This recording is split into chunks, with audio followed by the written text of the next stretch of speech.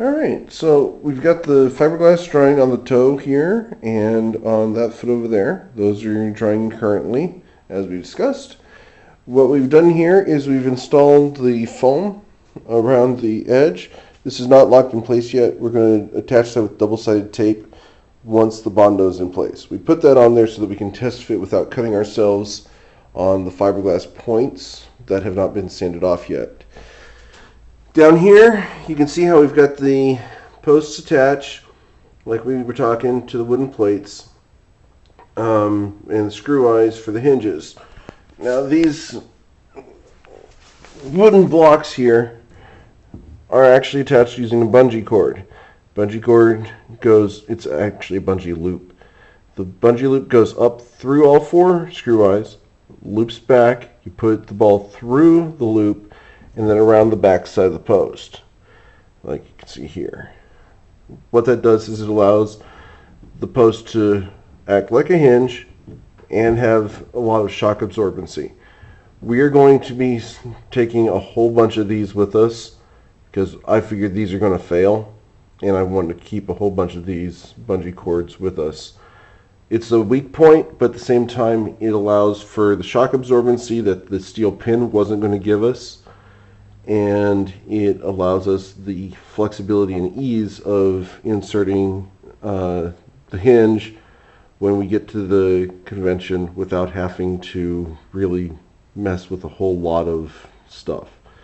It takes about 5-6 seconds to put the bungee cord in, loop it around, and attach the leg. So we figured that's going to happen. These need to be cut off right about here to shorten them up so that the legs aren't standing off so far, because we do have a size limitation on the costume.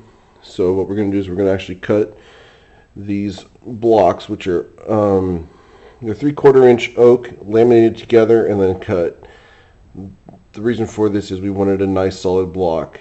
So we've done that. We're going to cut this about here. I've got it all measured, and that'll shorten up how far away from the hinge the leg is. We might have to trim this off a little bit. We want to keep as much of this as we can for this loop. But that's the leg point. As in any project, we had an incident today. My little girl was dancing in the garage, and she lost her balance, and she landed dab smack right about here. And she crushed it, which was really bad. The rear vent here was completely caved in, and there's a line that was formed in the costume. Now the good thing was that we had already put resin on the outside of the paper, which reinforced it to the point that it actually bounced back into shape mostly. What we've done is it did tear in a couple places, specifically here at the corners, right here and here, and on the side over here it got about a 2-inch tear there. What we've put is a fiberglass patch on all those corners because those are obviously the weak points. And we also got a bit of battle damage over here. Now the battle damage is actually interesting because what had happened is we had resined this and rested it on its top, basically upside down, and that had forced this vent to cave in the top due to the weight of the piece itself. Now that we've had this incident, I've got it propped up on a stick, and we've put some fresh resin down, hoping to reshape that. And when I did that, due to the crash today, this dent formed.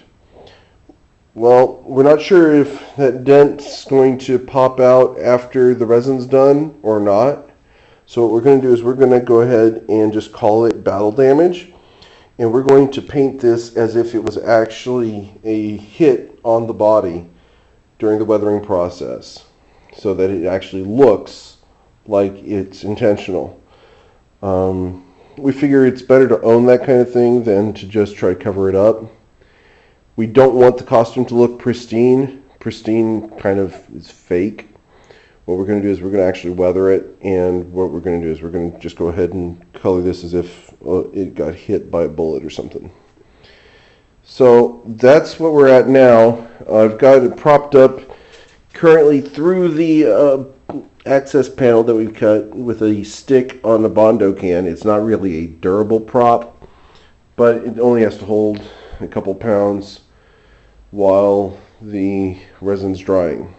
So that's where we're at right now, and we will give you an update as soon as we have one. Enjoy.